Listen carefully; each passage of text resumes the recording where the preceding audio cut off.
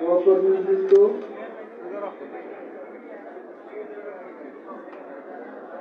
সম্পাদক মন্ডলী, সদস্যবৃন্দ, মহানগর উত্তর দক্ষিণে সভাপতি নেতৃবৃন্দ এবং আমাদের বিভিন্ন সহযোগী সংগঠন উপস্থিত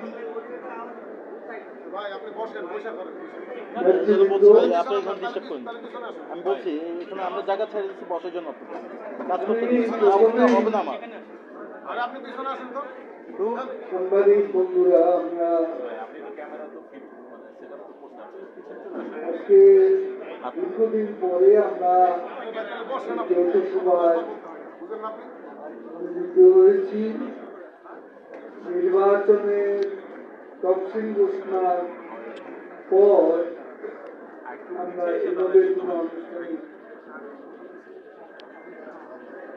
এ ধরনের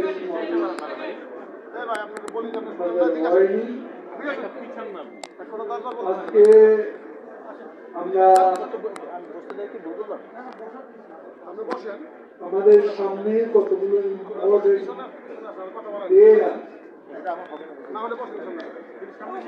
আমাদের সামনে প্রথমেই জাতির শ্রেষ্ঠ সন্তান যাদের হত্যা করা হয়েছিল স্বাধীনতার পূর্বলগ্নে, বিজয়ের কিছু আগে আমাদের শহীদ বুদ্ধিজীবীদের স্মরণে আমরা শ্রদ্ধাঞ্জলি নিবেদন করব, আলোচনা সভা করব 14ই ডিসেম্বর। আমাদের প্রোগ্রাম আগেই আমরা ঘোষণা করেছি, তবে আজকে আমরা আবারও আমাদের নেতা কর্মীদের এই দিবসটি ভাব গাম্ভীর্য এবং তাৎপর্য বজায় রেখে যথাযথ মর্যাদায় শহীদ বুদ্ধিজীবী দিবস পালনের জন্য আহ্বান জানাচ্ছি। আমাদের কর্মসূচি সকালবেলা আপনারা জানেন আমরা মিরপুরে স্মৃতিসৌধ বুদ্ধিজীবীদের প্রথম প্রোগ্রাম সেখানে, এরপর জাতির পিতার প্রতিকৃতিতে, তারপর স্মৃতিসৌধ যেটাকে বৌদ্ধভূমি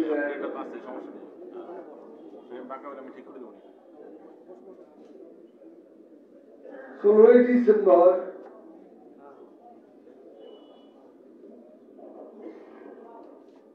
ডিসেম্বর আমরা বিকেলে আলোচনা সভা করব বঙ্গবন্ধু কনভেনশনে। 16ই ডিসেম্বর আমরা সাভার স্মৃতিসৌধ, সাভার থেকে এসে আমরা বঙ্গবন্ধু ভবন,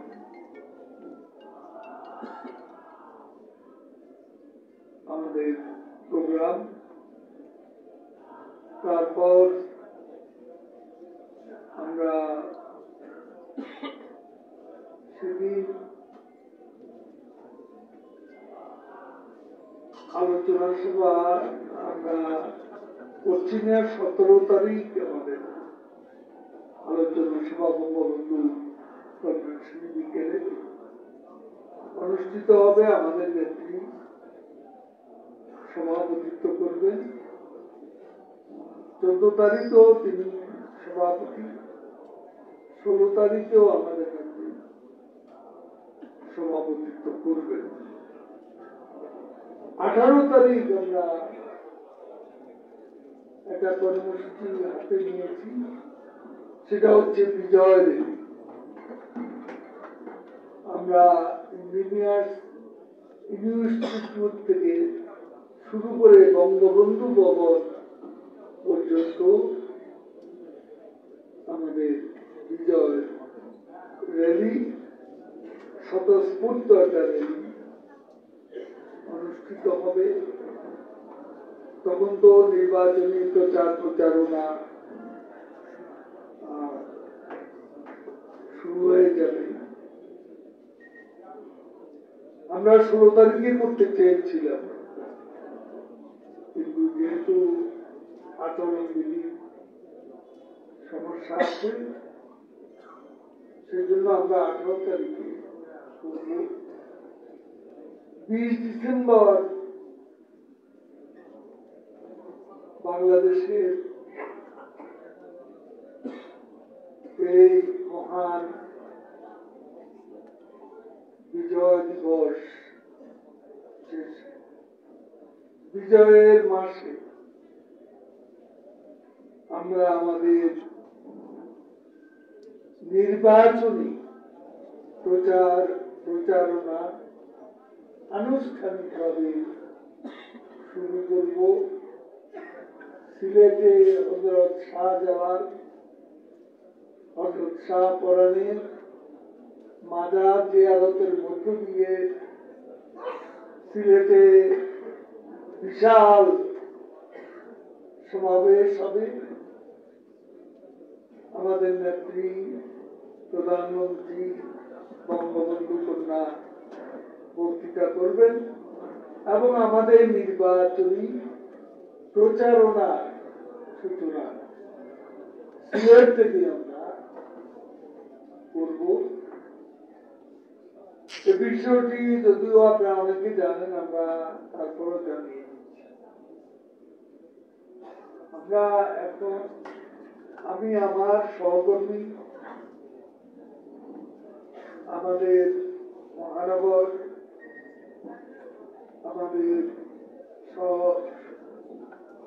আমাদের সহযোগী সংগঠন, ভ্রাতৃপ্রতিম সংগঠন, আমি আপনাদের সকলকে আমাদের পার্টিতে গৌরবে সৌরভে সম্প্রতি বিরোধী দলের আন্দোলনের মুখে অপ্রতিরোধ অগ্রযাত্রার সূচনা করার জন্য আপনারা দিবারাত্রিও পরিশ্রম করেছেন, শ্রম দিয়েছেন, সমাবেশ করেছেন, মিছিল করেছেন এবং সতর্ক পাহারায় থেকে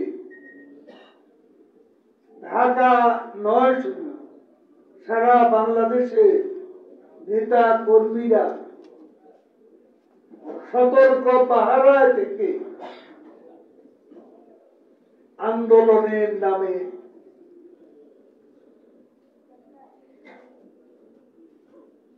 বিরোধী দল বিএনপির নেতৃত্বে সারা দেশে বিশৃঙ্খলা সৃষ্টি করছিল। আসল উদ্দেশ্য নির্বাচন হতে না দেওয়া। তাদের এক দফা না মানলে নির্বাচন হবে না, চ্যালেঞ্জ ছুঁয়ে দিয়েছে। সেখানে কিন্তু আমাদের নেতা কর্মীরা প্রত্যেকে যা যা দায়িত্ব পালন করেছেন, তাদেরকে স্পন্টেনিয়াস এবং স্পিরিটেড দেখেছি, এবং সেটা আমাদের খুব ভালো লেগেছে। নেতা কর্মীরা সবাই শেখ হাসিনার নেতৃত্বে, আমরা তখন কেউ নেতা নয়, আমরা কর্মী হয়ে গিয়েছিলাম, এবং সতর্ক পাহারা সভায় যোগ দিয়েছে। আমি সবাইকে আন্তরিকভাবে ধন্যবাদ জানাচ্ছি। এখনো চ্যালেঞ্জ এবং সাংবাদিক বন্ধুরা যারা আছেন, আপনারাও আমাদের প্রোগ্রামগুলো যথাযথ আপনারা কভার করেছেন। বিভিন্ন সমাবেশে এবং আমাদের বিভিন্ন আয়োজনে আপনাদের সহযোগিতা ছিল, আপনাদেরও ধন্যবাদ জানাচ্ছি। এই সহযোগিতা ভবিষ্যতে অব্যাহত থাকবে, এটাই আওয়ামী লীগের পক্ষ থেকে আমরা আপনাদের কাছে প্রত্যাশা করি। আমি বারবারই একটা কথা বলি যে দেখুন, আমরা অতিরিক্ত কিছু চাই না। আমরা দল হিসেবে আমাদের যা প্রাপ্য, আমাদের ডিউটা আমাদের,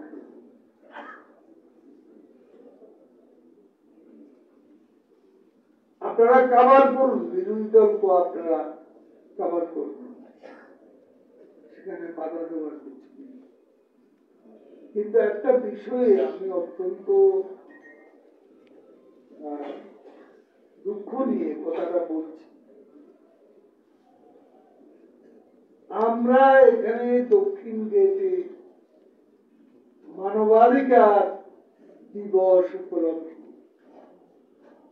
বিশাল সমাবেশে আমরা আয়োজন করেছিলাম। আমরা নির্বাচন কমিশনকে চিঠি দিয়েছি। নির্বাচন কমিশন আমাদের বাইরে সমাবেশ করতে বারণ। আমরা কিন্তু তাদের অনুরোধ সম্মানের সঙ্গে আমরা রক্ষা করেছি। কিন্তু যারা নির্বাচনের বিরোধী নির্বাচন বন্ধ করার জন্য নাশকতা করছে,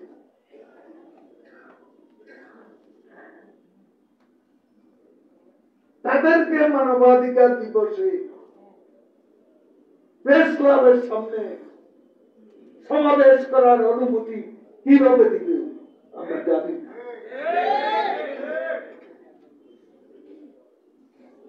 আমরা পেলাম না। আর যারা নির্বাচনের পক্ষে শক্তি, আর যারা বিরোধী, তাদেরকে কেন এই অনুমোদন দেওয়া হলো, অনুমতি দেওয়া হলো, এ প্রশ্ন আমার থাকলো। এটা হয় না, এটা হয় না। নির্বাচন বিরোধীদের এই আশ্রয়, এই প্রশ্রয়টা আপনারা কেন দিবেন?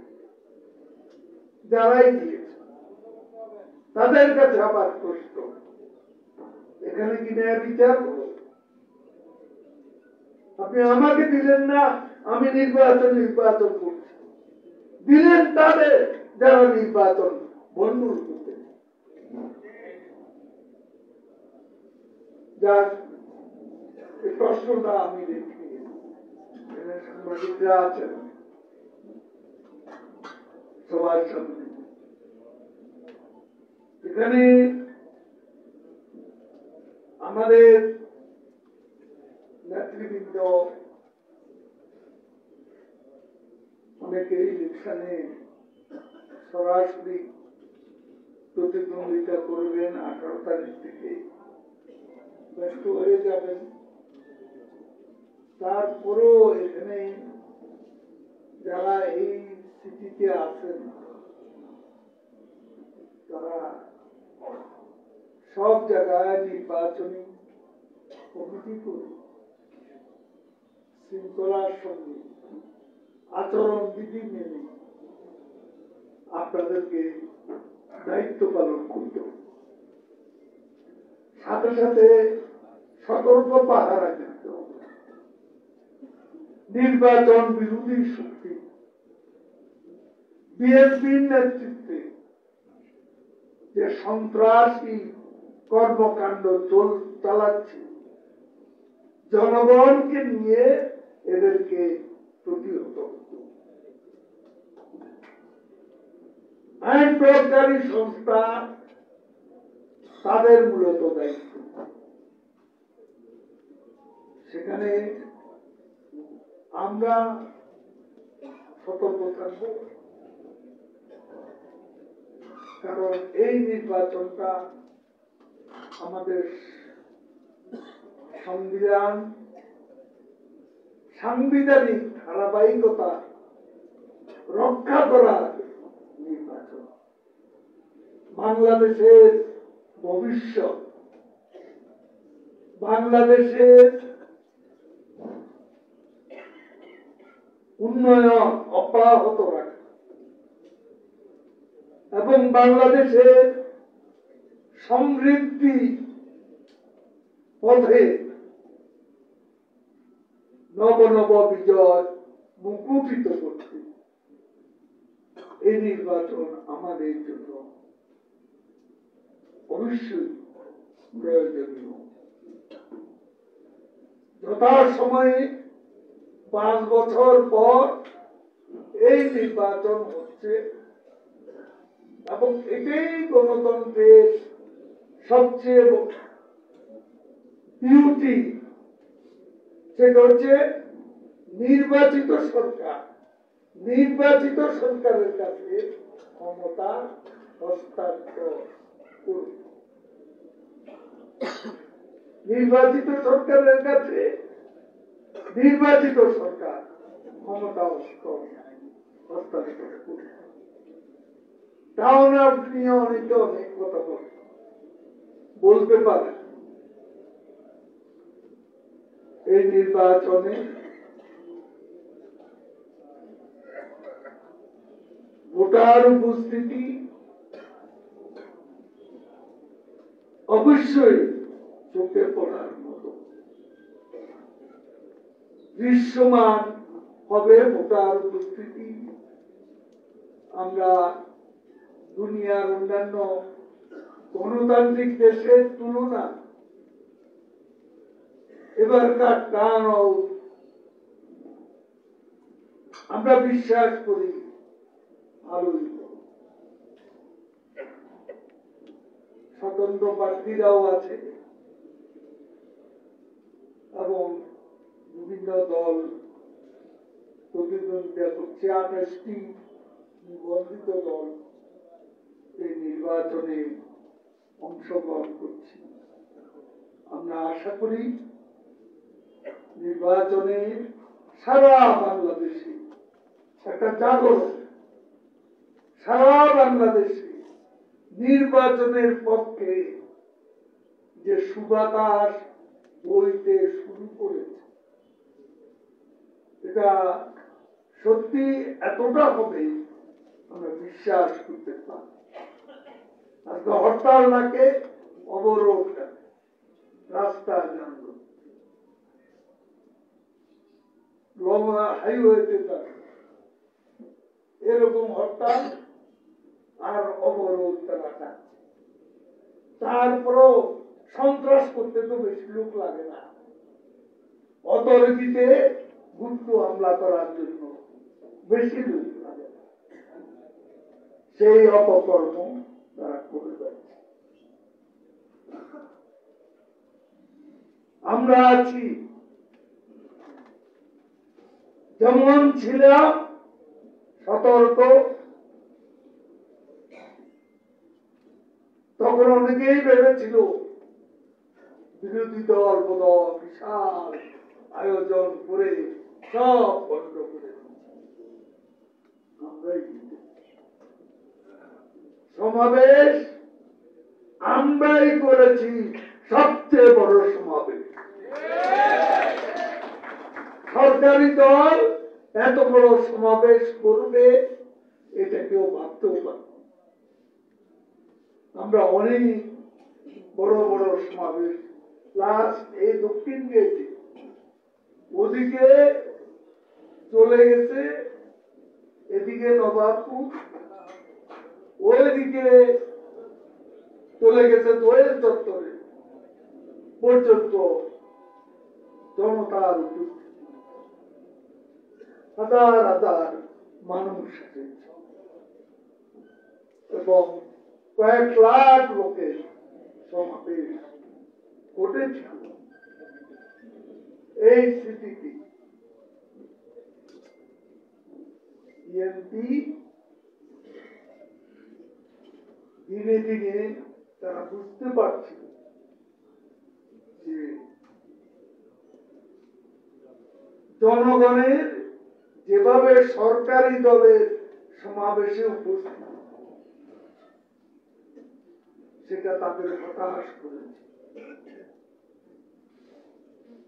এবং হতাশা থেকে তারা 28 তারিখে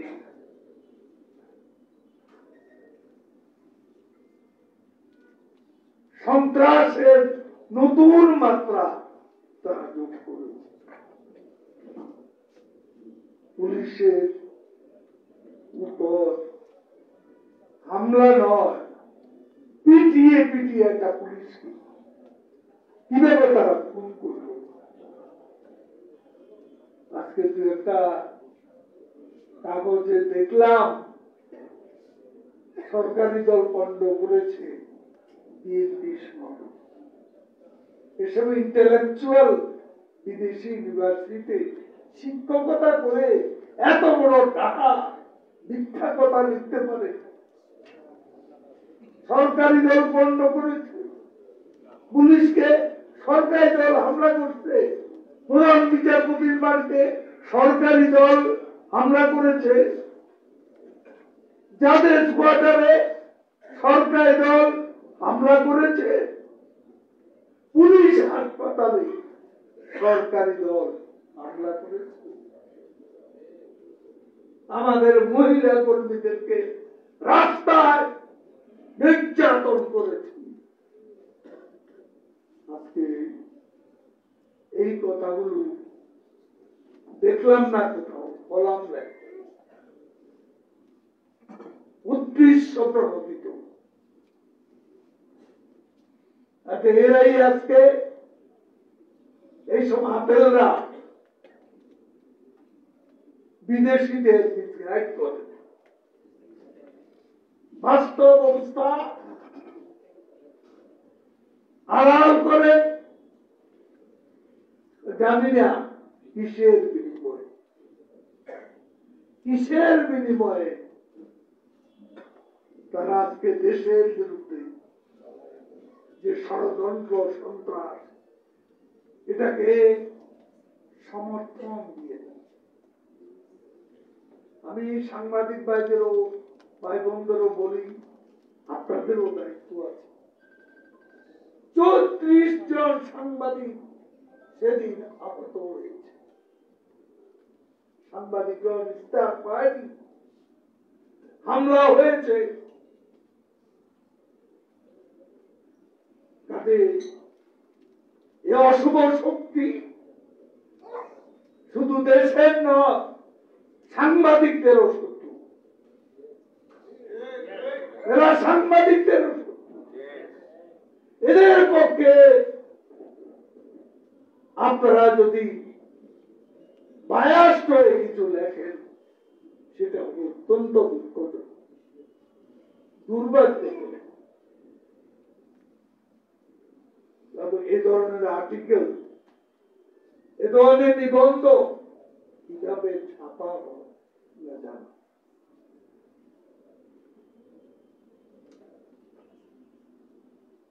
আজকে আমি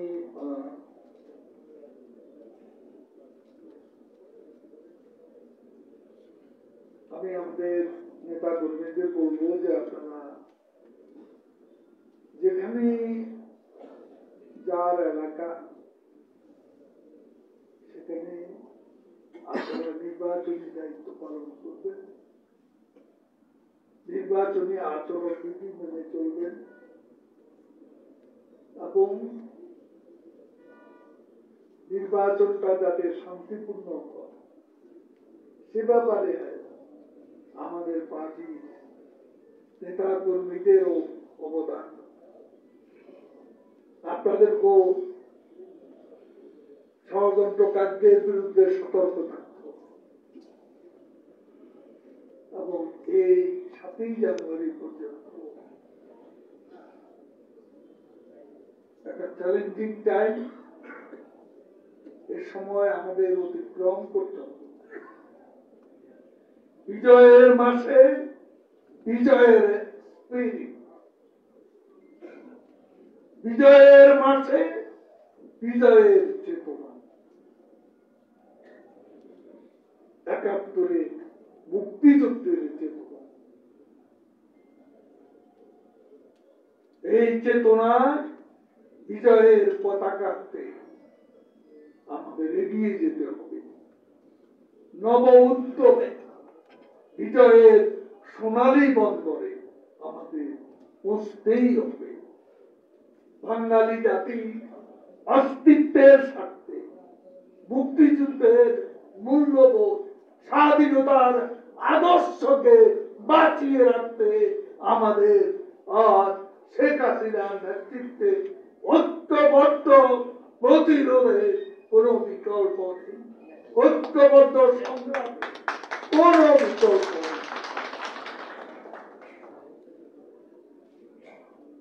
ইলেকশনের সময় নমিনেশন পাননি, নমিনেশন তো একটা সংখ্যা আছে, তার বাইরে তো দেয় এতে অনেকের মনে দুঃখ আছে। তারপরে নাকি স্বতন্ত্র হিসাবে কন্টেস্ট করা একটা সুযোগ দিয়েছে। এই সুযোগের অপব্যবহারটা যেন করো না। এটা আবার এখানে জোর জবরদস্তি করবেন, নৌকার সাথে মল্লযুদ্ধ করবেন, সেটা শৃঙ্খলার সাথে থাকতে হবে। আপনি প্রতিযোগীর সাথে প্রতিদ্বন্দ্বিতা করবেন। এখানে কোন প্রকার সন্ত্রাসীরা প্রশ্রয় পায় এমন কোন কাজ আমরা করতে পারবো না। একদম ইলেকশন শান্তিপূর্ণ, কেউ গায়ে জোর খাটাবেন সেটা অবশ্যই আমরা দলে আমরা এটা সহ্য করব। জনগণের ইচ্ছা প্রতিফলন করা, জনগণ যা চায় তাই। নির্বাচন নিয়ে আমরা বদনামের ভাগিদার হতে চাই। এমন একটা নির্বাচন করব সারা বিশ্ব এর প্রশংসা করবে। এরকম একটা নির্বাচন আমরা করতে চাই। অতীতে অনেক কথা অনেকে বলেছে, নির্বাচন গণতন্ত্রের অগ্রযাত্রা, কোথাও ত্রুটি মুক্ত। আমরা অনেক দূর এগিয়েছি। এবার আমরা নির্বাচনকে আরো ভালো একটা নির্বাচন আমরা করব, বেটার একটা ইলেকশন আমরা। এটাই আমাদের শপথ, এটাই আমাদের অঙ্গীকার। আওয়ামী লীগ ঐক্যবদ্ধ, আওয়ামী লীগ পরাজয় মানে না, পরাভব মানে না। আমরা বিজয়ী, আমরা ঐক্যবদ্ধ আওয়ামী লীগ অবশ্যই বিজয়ী হবে। এবং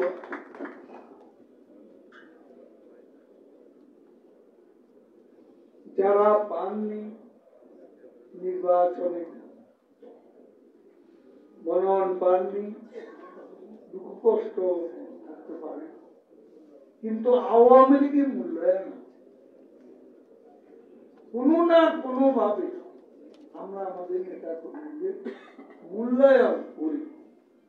অন্তত শেখ হাসিনা আমাদের নেত্রী যতদিন আছে তিনি খুঁজে খুঁজে কর্মীদের খবর এবং বঞ্চিত কর্মীদের তিনি সময় মতো মূল্যায়ন।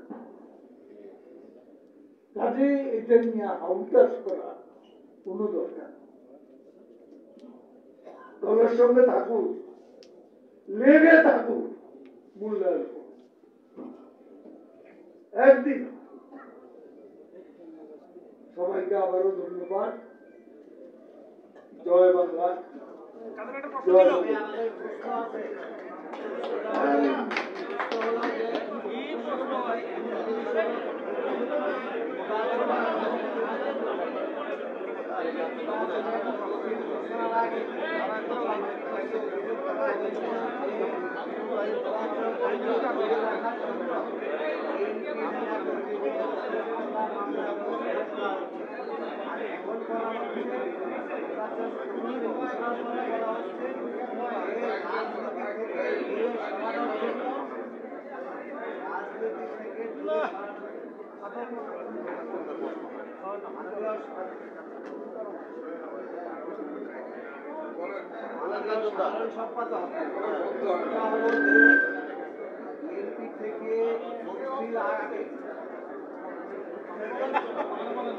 তফসিল ঘোষণার আগে বলা হয়েছিল যে নির্বাচন থেকে বিএনপিকে দূরে সরিয়ে রাখার জন্য হামলা নেতা কর্মীদের উপর হামলা মামলা জেলে করা হচ্ছে। আর এখন তফসিল ঘোষণার পরে বলা হচ্ছে যে বিএনপিকে রাজনীতি থেকে দূরে সরানোর জন্য এই নেতা কর্মীদের দণ্ড দেওয়া হচ্ছে, জেল দেওয়া হচ্ছে, জরিমানা করা হচ্ছে। আপনার বক্তব্য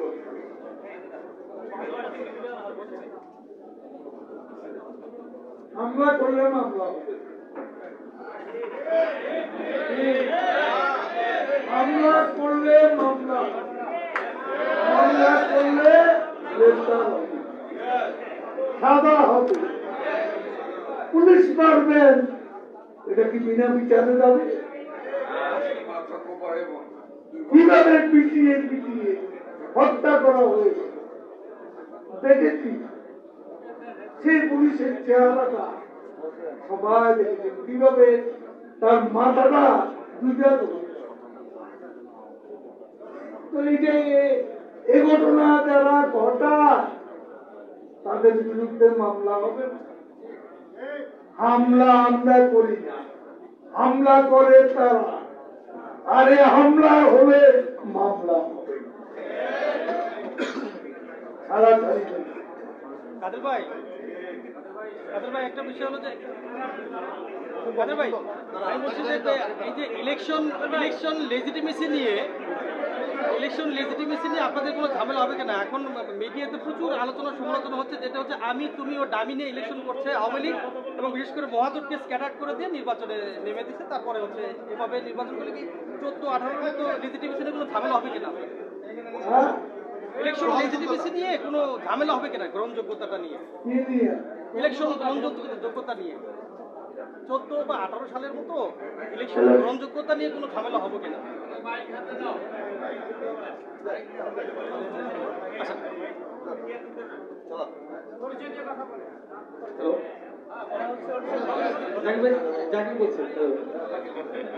সেটা হলো শুনে আপনি এটা ধরেন রাজনীতিক করেন,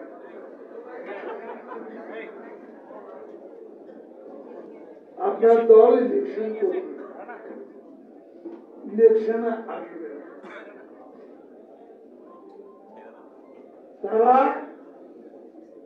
ইনকাম বেশি পদ্ধতি।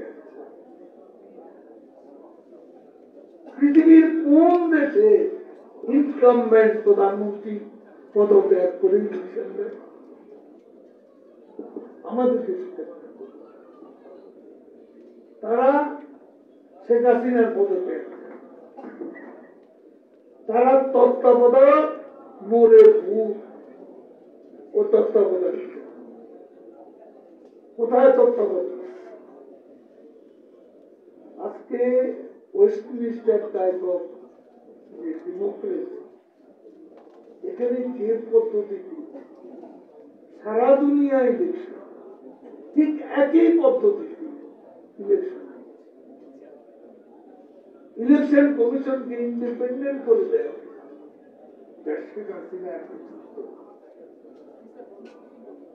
2009 সালের আগে নির্বাচন কমিশন ইন্ডিপেন্ডেন্ট ছিল না, হয়েছে 2009 পরে। এখন আমরা তারা না আসলে আমরা কি করে আমরা কি তাদেরকে আসতে বারণ করেছি? এই প্রশ্নটা জবাব কি পেয়েছে?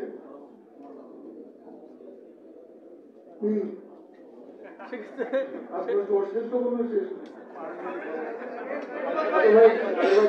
প্রশ্ন যে আপনারা কবে থেকে নির্বাচনী প্রচার শুরু করবেন সেটা আপনারা বলেছেন 20 তারিখ থেকে, ইশতেহার কবে দিবেন? আর ছোট্ট একটা প্রশ্ন যে গতকাল 14 দলের সঙ্গে আপনাদের বৈঠক হয়েছিল, সেখানেও কোনো কিছু জানানো হয়নি, তো এই কি এখনো মানে আপনারা মানে গোপন রাখার চেষ্টা করছেন কিনা? কোন গোপনীয়তা আমরা কি এখন নির্বাচন উপলক্ষে দলে দলে বৈঠক করব? এটা কি জনসভা ডাক দিয়ে আমরা এগুলো করব? আলাপ আলোচনার জন্য একটা পরিবেশ না,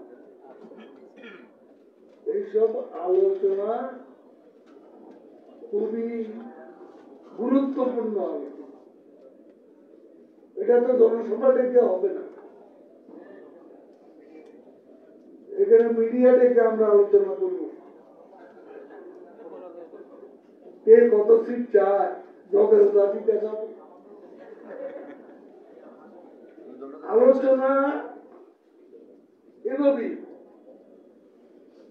সবসময় আগেও হয়েছে, এদেশের মহাদল হয়েছে, 14 দল ছিল, ইলেকশনও হয়েছে, আসন সমঝোতাও হয়েছে, প্রতিটি সেটার প্রক্রিয়াটা এরকম।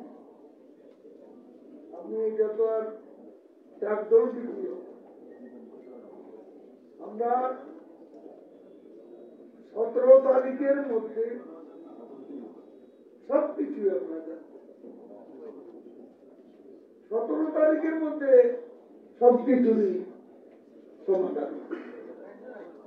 এখন আমাদের আলাপ করতে দিন, আপনারা এত মাথা নাঙ্গা মারে। সংবিধান এবং বিএনপি বলছেন যে ভোট দেখানোর জন্য সাধারণ নির্বাচন, নৌকা আপনি বলছেন যে সংবিধান রক্ষাতে আমাদের নির্বাচন, আর বিএনপি থেকে দাবি করা হচ্ছে যে ভোট দেখানো বা সাধারণ নির্বাচন, এই বিষয়টাকে আপনি কিভাবে দেখেন?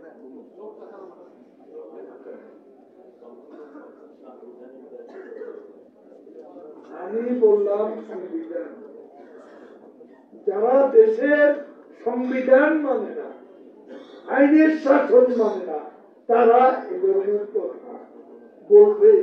এ নিয়ে আমাদের মাস্টার